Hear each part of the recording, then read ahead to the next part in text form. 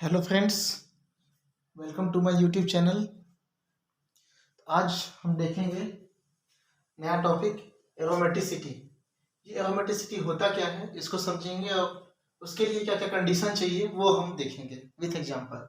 ठीक है, तो एरोमेटिसिटी कहने का मतलब जो कंपाउंड एरोमेटिक होगा, जैसे बेंजीन, ये इसका सबसे सिंपल एग्जांपल है जिसको सभी कोई जानते हैं कि बेंजीन जो है एरोमेटिक होता है। ये एरोमेटिसिटी का मतलब क्या होता है? एरोमेटिसिटी का मतलब होता है स्टेबिलिटी। स्टेबिलिटी गेन करना। ठीक है, तो यहाँ पे क्या देखा गया कि कुछ ऐसे कंपाउंड हैं, जैसे उस कंपाउंड में कॉन्जुगेटेड सिस्टम पाया जाता है पहला तो। ठीक है, कॉन्जुगेटेड सिस्टम पाया जाता है और उसमें ऑक्सीडेशन रिएक्शन बहुत कम होता है, मतलब मुश्किल से होता है। एडिशन रिएक्शन बहुत मुश्किल से होता है। जबकि यहाँ पे सब्स्टिट्यूशन रिएक्शन, मतलब यहाँ पे जो हाइड्रोजन है इसको हम किसी और CH3 या फिर कोई दूसरा रिएक्टेंट से हम इसको सब्स्टिट्यूट करा सकते हैं।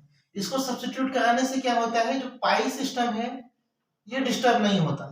ठीक है, मतलब इसका जो स्टेबिलिटी है वो कंटेन रहता है। तो यहाँ प्रतिस्थापन अभिक्रिया आसानी से हो जाता है। लेकिन एडिशन, ऑक्सीडेशन, इस टाइप का रिएक्शन, जिसमें कि एडिशन में क्या होता, अगर मान के चलिए यहाँ पे हम एडिशन H2 ऐड कराएं तो यहाँ पे क्या होगा, ये पाई बॉन्ड टूटेगा। ये टूटना नहीं चाहता, मतलब एडिशन रिएक्शन क्या होगा, बहुत कठिन से होगा, कठिन परिस्थिति में होगा। ठीक है, उसके लिए हाई एनर्जी की आवश्यकता पड़ेगी। तो यहाँ पे एडिशन रिएक्शन क्या होता है, बहुत कठिनता पूर्वक होता है। किसकी तुलना में? सब्स्टिट्यूशन रिएक्शन की तुलना में। तो एरोमेटिसिटी क्या होता है, एरोमेटिसिटी के का कंडीशन क्या होता है, ये हम समझेंगे, उसके बाद ये क्लियर हो जाएगा। यहां तक तो समझ में आ गया होगा। कंडीशन क्या है? पहला है हाई रेजोनेंस एनर्जी। रेजोनेंस क्या होता है, एक फार्मूला को कई कैनोनिकल फार्मूला में लिखना। तो यहाँ पे सिंपल एग्जांपल बेंजीन है, इसी का हम रेजोनेटिंग स्ट्रक्चर बना के देखते हैं। एक संरचना तो ये हो गया, दूसरा संरचना आप बॉन्ड को शिफ्ट कर दो यहाँ यहाँ कुछ इस तरह से। ठीक है, इस तरह से और भी 3 संरचना बनते हैं। केकुले और डेवार का फॉर्मूला जो है, इसका रेजोनेटिंग स्ट्रक्चर कैसा होता है, कुछ इस तरह से होता है। मतलब ये जो पाई बॉन्ड है ये यहाँ 2 स्थान पे लोकेलाइज्ड न रहकर पूरे 6 कार्बन में फैल जाते हैं। तो इसको क्या कहते हैं, डीलोकेलाइजेशन। ठीक है, ये इसका रेजोनेंस हाइब्रिड हो गया।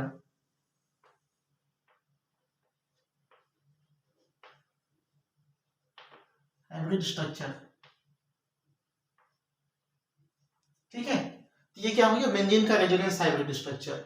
अब जैसे बेंजीन हो गया या फिर पिरिडीन हो गया।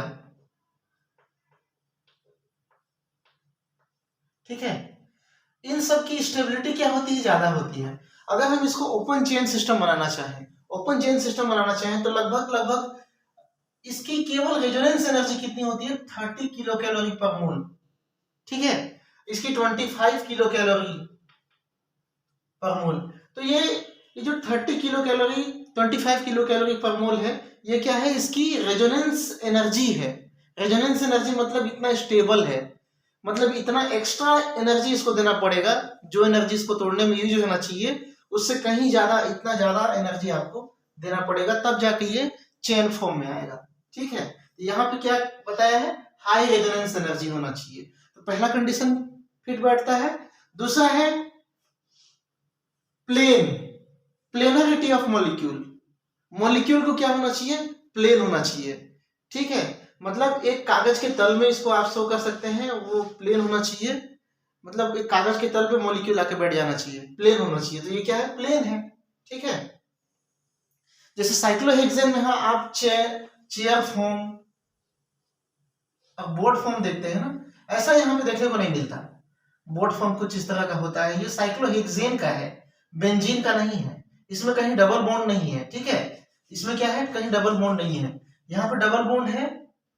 और ये क्या होता है, प्लेन। यहाँ एक एक हाइड्रोजन होता है, यहाँ पे जो बॉन्ड है वो 120 डिग्री का होता है, वो प्लेन होता है। सभी कार्बन की स्थिति वैसे ही है, प्लेन होता है। सेकेंड कंडीशन क्या हो गया, प्लेन होना चाहिए। प्रेजेंस ऑफ एरोमेटिक सेक्सलेट, मतलब यहाँ पे जो एरोमेटिक सेक्सलेट कहने का मतलब पाई इलेक्ट्रॉन से है। यहाँ पे देखो एक पाई बॉन्ड बनाने के लिए कितना इलेक्ट्रॉन चाहिए, 2 इलेक्ट्रॉन चाहिए। तो यहाँ पे 3 पाई बॉन्ड है, तो यहाँ टोटल कितना हो गया, 6 पाई इलेक्ट्रॉन। ठीक है, तो यहाँ पे क्या होना चाहिए, इलेक्ट्रॉनिक सेक्सलेट होना चाहिए। हालांकि यहाँ पे हुकल रूल हम बाद में देखेंगे, उसके अनुसार हम एरोमेटिसिटी डिफाइन करेंगे। पर प्रेजेंट यहाँ पे एरोमेटिक सेक्सलेट अगर कहीं पे है तो वो कंपाउंड क्या होगा, एरोमेटिक होगा। Fourth, presence of delocalisation of pi electron. मैं बेंजीन का ही जो संरचना है उसको मैं थोड़ा सा और डिफ्यूज मतलब ओपन तरीके से बना के देखता हूं। ये carbon carbon carbon carbon carbon carbon,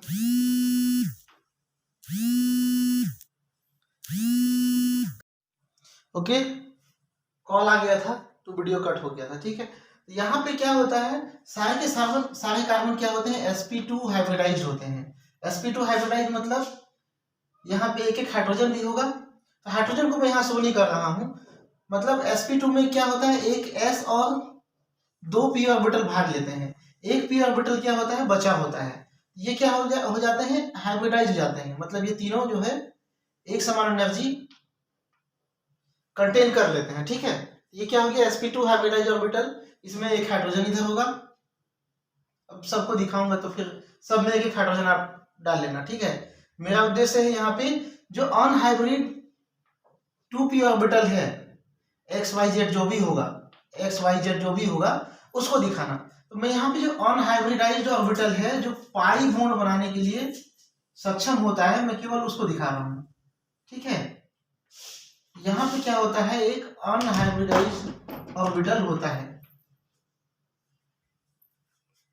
तो यहाँ पे देखिए बॉन्ड जो है, हम किसी भी 2 कार्बन के बीच में बॉन्ड ऐसे शो कर रहे हैं। ठीक है, यहाँ पे हम ये शो कर दिए, यहाँ पे ये शो कर दिए, लेकिन ये जो बॉन्ड होता है वो लोकेलाइज्ड नहीं होता। लोकेलाइज्ड नहीं होता मतलब ये जो बॉन्ड है वो, ये जो पाई बॉन्ड है वो क्या होता है, केवल 2 कार्बन के बीच में लोकेलाइज्ड नहीं होता बल्कि डीलोकेलाइज्ड होता है। मतलब ये क्या करता है, सामने वाले p ऑर्बिटल के साथ में भी बॉन्ड कर लेता है इस तरह से। ये डॉट डॉट दिखा रहा हूं, ये इसका बॉन्डिंग है।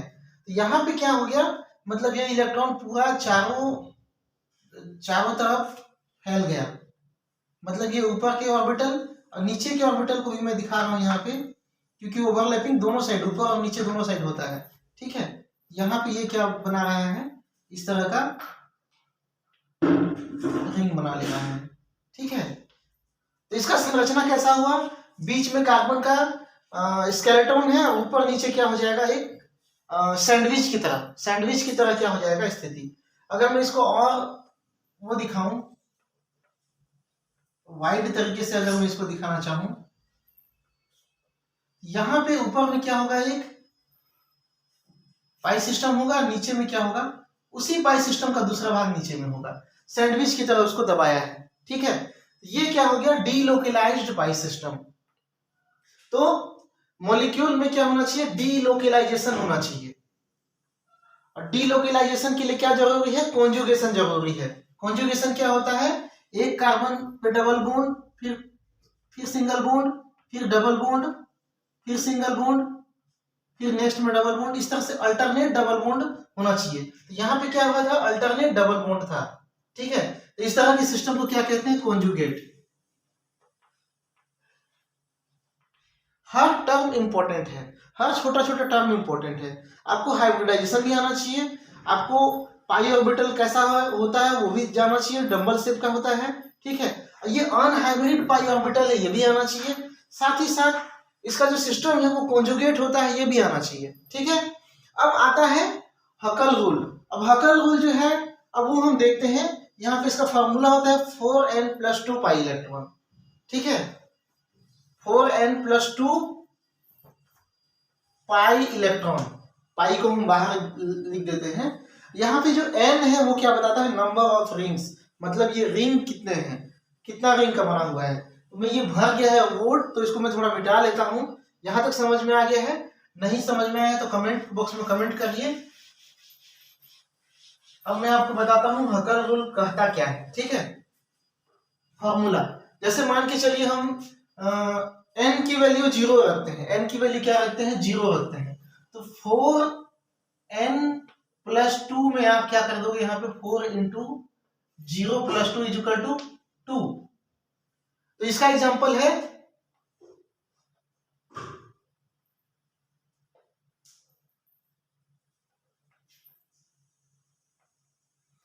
साइक्लोप्रोपेन में से हम क्या किए? यहाँ पे एक इलेक्ट्रॉन जो है निकाल दिए हैं, ठीक है। तो यहाँ पे क्या बन गया है? साइक्लोप्रोपेनियम आयन। ये इसका एग्जांपल है। इसको हम देखिए रिंग किसको मानते हैं? 5 या 6 कार्बन का जो सर्कल होता है उसको हम एक रिंग लेते हैं, और यहाँ पे n की वैल्यू लिख देते हैं 0। तो यहाँ पे 5 या 6 कार्बन तो नहीं है, 3 ही कार्बन है, और 3 कार्बन में से एक कार्बन का स्थिति क्या है? उसमें का इलेक्ट्रॉन निकल गया है, ठीक है। ये क्या हो गया? n इज इक्वल टू 0 वाला कंडीशन। इसमें 2 पाई इलेक्ट्रॉन होने चाहिए। ये क्या आ रहा है यहाँ पे? पाई इलेक्ट्रॉन की संख्या, ठीक है। यदि n की वैल्यू हम क्या लेते हैं? 1 लेते हैं, तो 4 into 1 plus 2 is equal to क्या आ जाएगा? 6। n इज इक्वल टू 2 लेते हैं, 4 into 2 plus 2 is equal to 4 दूनी 8 2 10, ठीक है। n इज इक्वल टू 3 लेते हैं, तो 4 into 3 plus 2 is equal to 4 3 12 2 14। तो इस तरह का सिस्टम होना चाहिए। ये क्या है? पाई इलेक्ट्रॉन की संख्या। अगर किसी रिंग सिस्टम में पाई इलेक्ट्रॉन की संख्या इतनी है तो वो क्या होगा? एरोमेटिक होगा। साथ में क्या होना चाहिए? प्लेनर होना चाहिए, डीलोकलाइजेशन होना चाहिए, और रेजोनेंस एनर्जी तो हाई होगा ही होगा, ठीक है। यहाँ पे इसका एग्जांपल क्या होगा? सिंपल एग्जांपल 6 पाई इलेक्ट्रॉन का। मैं इसको मिटा के कुछ एग्जांपल और भी देता हूं, है ना। हकल रूल क्या था? 4n plus 2 pi electron system होना चाहिए। तो हम कुछ एग्जांपल देखते हैं 6 पाई इलेक्ट्रॉन सिस्टम का। 6 पाई इलेक्ट्रॉन सिस्टम का सबसे सिंपल एग्जांपल है बेंजीन। कुछ इस तरह से। इसमें क्या है? 6 पाई इलेक्ट्रॉन है, 2 2 4 2 6। एक पाई बॉन्ड में कितना होता है? 2 इलेक्ट्रॉन होता है, ठीक है। इसके बाद हमने क्या देखा था? ये भी सेम है, बस यहाँ पे क्या किया गया है? एक नाइट्रोजन को शिफ्ट करा दिया गया है, किससे? कार्बन से, ठीक है। ये क्या हो गया? पिरिडीन। इसी प्रकार और भी कुछ एग्जांपल हैं, जैसे पायरोल हो गया, ठीक है। पायरोल में भी पायरोल जो है कुछ इस तरह का होता है,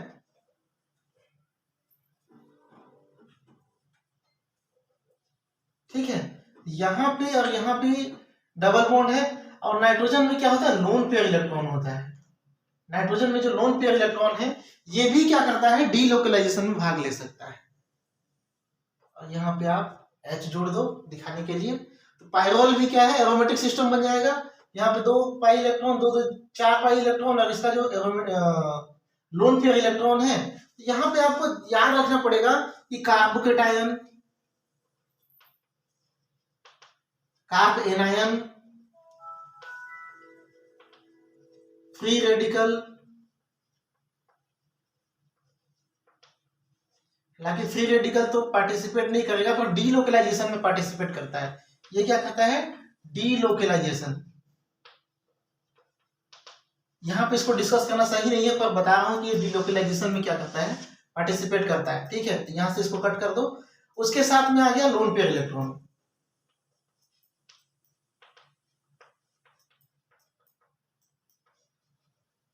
ये सभी क्या करता है? डीलोकलाइजेशन में पार्टिसिपेट करता है। अब फ्री रेडिकल में सिंगल इलेक्ट्रॉन है, तो फिर सिंगल इलेक्ट्रॉन तो वो क्या हो जाएगा? ऑड इलेक्ट्रॉन हो जाएगा, अगर उसको हम कैलकुलेट करते भी है, कहीं भी शामिल करते हैं। तो ये क्या होगा? एरोमेटिसिटी में ये भाग नहीं लेगा। हालांकि अगर किसी चेन में अगर एरोमेटिक फ्री रेडिकल है तब की बात अलग, उसका रिंग क्या होगा? एरोमेटिक होगा। और कहीं चेन में फ्री रेडिकल है तब की बात अलग है। तो इसको हम यहाँ से निकाल देते हैं, ठीक है। लेकिन लोन पेयर इलेक्ट्रॉन और कार्बोएनायन, कार्बोकेटायन क्या करता है? डीलोकलाइजेशन में भाग लेता है और एरोमेटिसिटी को कंप्लीट करता है, ठीक है। एक आध एग्जाम्पल देख लेते हैं और जिसमें कार्बोकेटायन हो, कार्बो एनायन हो, कुछ इस तरह का स्थिति हो। ठीक है,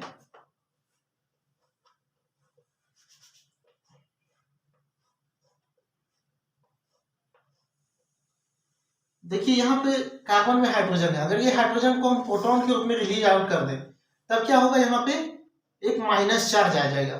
ठीक है, अब ये जो माइनस चार्ज है ये एनायन बन गया, ठीक है, एनायन बन गया। अब ये एनायन क्या करेगा, ये एनायन भी साइक्लोपेंटाडाइनिल एनायन, ये क्या करेगा, ये भी पार्टिसिपेट करेगा किसमें, एरोमेटिसिटी में। यहाँ पे टोटल पाई इलेक्ट्रॉन कितना हो जाएगा, 6 पाई इलेक्ट्रॉन। दो यहाँ पे पाई इलेक्ट्रॉन हो गया, अब दो इलेक्ट्रॉन कहाँ, एक कार्बन का सिंगल और एक बाहर से जो इलेक्ट्रॉन आया हुआ है, मतलब नेगेटिव चार्ज का 2 इलेक्ट्रॉन। ठीक है, ये भी क्या करेगा, डीलोकलाइजेशन में पार्ट करेगा। तो इस तरह से आप एरोमेटिसिटी को समझ सकते हैं। एक आध एग्जांपल हम देख लेते हैं किसका, N=2 का। ठीक है, अच्छा हम इसमें थोड़ा सा इसका रेजोनेंस स्ट्रक्चर बना के देखते हैं साइक्लोप्रोपेनिल केटायन का। इसमें रेजोनेंस कैसे पॉसिबल, देखिए जहां पे एरोमेटिसिटी होगी वहां पे रेजोनेंस पॉसिबल होगा, वहां के बॉन्ड क्या कर सकते हैं, इधर उधर मूव कर सकते हैं। ठीक है, यहाँ पे रेजोनेंस कैसे पॉसिबल है, ये अगर यहाँ मूव करता है ये नेगेटिव चार्ज कहाँ चला जाएगा, यहाँ चला जाएगा, और ये बॉन्ड कहाँ चला जाएगा, यहाँ चला जाएगा। ठीक है, अगर ये यहाँ पे मूव करता है ये नेगेटिव चार्ज कहाँ चला जाएगा, बॉन्ड यहाँ चला जाएगा, नेगेटिव चार्ज यहाँ जाएगा। ठीक है, वैसे ही ये यहाँ मूव करेगा तो यहाँ नेगेटिव चार्ज।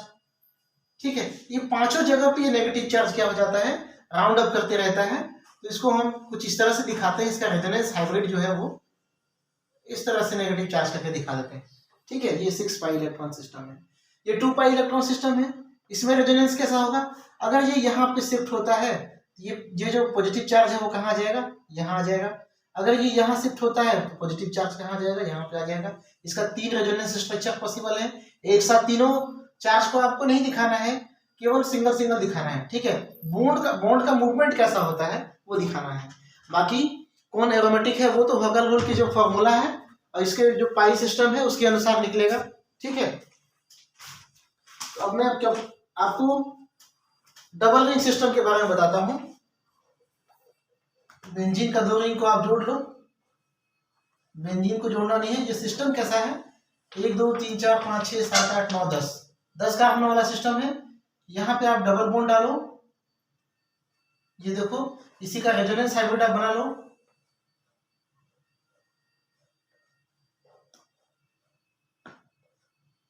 ये बॉन्ड अगर यहाँ मूव करता है, ये बॉन्ड यहाँ मूव करता है, ये बॉन्ड यहाँ मूव करता है, तो क्या हो जाएगा, ये कुछ इस तरह से हो जाएगा। ठीक है, चाहो तो इस बॉन्ड को इधर मूव करा लो, इसको इधर मूव करा लो, इसको इधर मूव करा लो, सेम कंपाउंड बनेगा। ठीक है, तो एनुलिन ये भी क्या करता है, एरोमेटिसिटी शो करता है। इसमें टोटल 10 पाई इलेक्ट्रॉन सिस्टम है, 2 4 6 8 10 10 पाई इलेक्ट्रॉन सिस्टम है। ठीक है, ये तो रहा है एरोमेटिसिटी। एरोमेटिसिटी जो है एक और टर्म इसके लिए आता है, होमो एरोमेटिसिटी। मैं उसको थोड़ा डील करना चाहूंगा यहाँ पे, होमो एरोमेटिसिटी।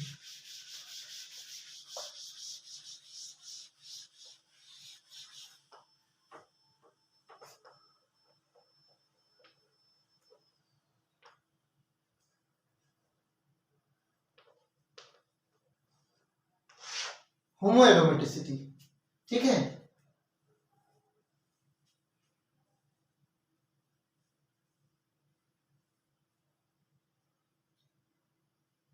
एक मॉलिक्यूल है साइक्लो ऑक्टा टेट्राइन।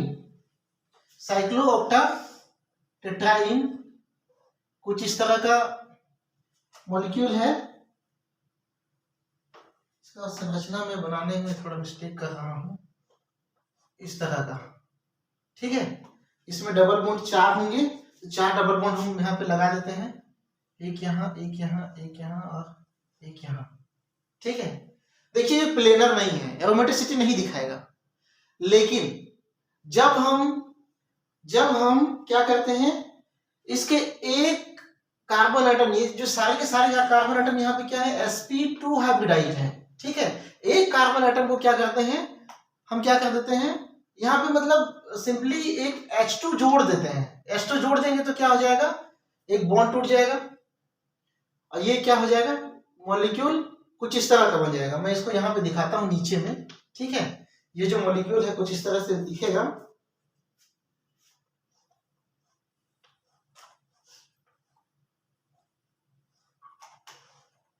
कुछ इस तरह का। ये वाला बॉन्ड टूट गया सपोज, तो जो बॉन्ड है वो कहाँ रह गया, इसमें, इसमें और इसमें, ठीक है। 1 2 3 4 5 6 7 ही 7 है, हमको 8 बनाना है।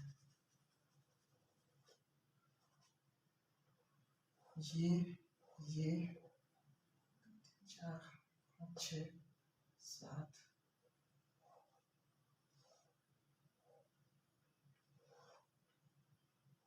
8, ये क्या हो गया, 8 कार्बन हो गया और एक बॉन्ड कहाँ आ गया, यहाँ पे आ गया, ठीक है। अब यहाँ पे जो स्थिति है, अब हाइड्रोजन एटम ऐड यहाँ पे करा रहे हैं और यहाँ से हाइड्रोजन निकाल रहे हैं, ठीक है। हम क्या करा रहे हैं, हाइड्रोजन एटम यहाँ पे ऐड करा रहे हैं, मतलब सीधा सीधा यहाँ के हाइड्रोजन को क्या कर दे रहे हैं, यहाँ पे शिफ्ट करा दे रहे हैं, ठीक है। जब शिफ्ट कराते हैं तो यहाँ पे क्या बन जाता है, एक कार्बोकेटाइन बन जाता है और इसकी स्थिति क्या हो जाती है, टेट्राहेड्रल, मतलब यहाँ पे 2 हाइड्रोजन आपको देखने को मिलेगा। कार्बन की बॉन्डिंग कैपेसिटी 4 होती है, ठीक है। तो इस तरह से हमको क्या मिल गया, अब होमोट्रोपिलियम आयन मिल गया, होमोट्रोपिलियम आयन। ये भी क्या है, यहाँ पे सिस्टम देखें तो यहाँ पे 1 2 3 मतलब 6 पाई सिस्टम है, ठीक है। और चूंकि कॉन्जुगेशन में यहाँ पे कार्बोकेटाइन भी भाग लेता है, तो मतलब कोई दिक्कत नहीं है। ये क्या हो गया, एरोमेटिक हो गया। अब क्या हो गया, एरोमेटिक। पहले ये क्या था, नॉन एरोमेटिक। मतलब ये क्या करता है, रीअरेंजमेंट होके क्या दिखाता है, एरोमेटिसिटी दिखाता है। तो इस तरह की घटना को क्या कहते हैं, होमो एरोमेटिसिटी कहते हैं, ठीक है। जब खुद से ही कोई मॉलिक्यूल जो नॉन एरोमेटिक है वो क्या करता है, रीअरेंजमेंट करके जब एरोमेटिसिटी शो करने लगता है तो उसको हम क्या कहते हैं, होमो एरोमेटिसिटी कहते हैं, ठीक है। तो आज के लिए बस इतना ही। नेक्स्ट डे में और कुछ नया टॉपिक लेके आएंगे, ठीक है। तो वीडियो में बने रहने के लिए धन्यवाद। चैनल को लाइक, सब्सक्राइब, शेयर कीजिए। Thank you.